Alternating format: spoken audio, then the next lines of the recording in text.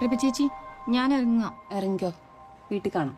സിസ്റ്ററിന്റെ റൂംമേറ്റിനെ ഈടായിട്ട് എന്തൊക്കെയോ ഒരു മാറ്റം ഉണ്ടല്ലോ, ശ്രദ്ധിച്ചാലും അവളൊരു പയ്യനുമായിട്ട് ഇഷ്ടത്തില്ല.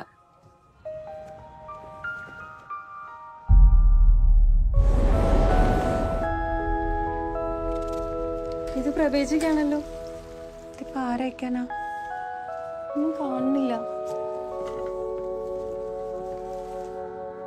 ഇതിനെന്തോ ഇംഗ്ലീഷിൽ എഴുതിയിട്ടുണ്ട്, മെയ്ഡ് ഇൻ ജർമ്മनी. प्रभा ചേച്ചിയുടെ ഹസ്ബൻഡ് എവിടെയല്ലേ?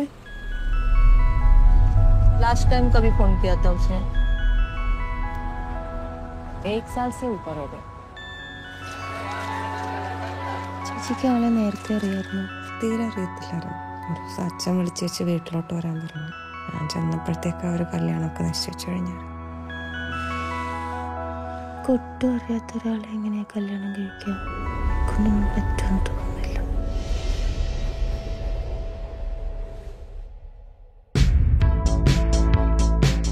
അതിനെൻ്റെ മോനെ രാത്രി വരെ കാത്തിരിക്കേണ്ടി വരും. പക്ഷേ തൽക്കാലത്തേക്ക് ഞാൻ ഈ മേഘത്തിൻ്റെ കയ്യിൽ കുറച്ച് ഉമ്മ കൊടുത്തു വിട്ടാലോ?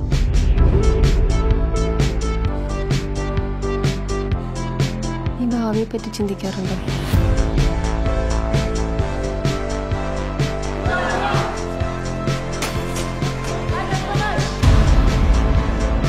ആൾക്കാരെ നമുക്കറിയാം, പക്ഷെ നല്ലതാവാൻ വലിയ സമയമൊന്നും വേണം.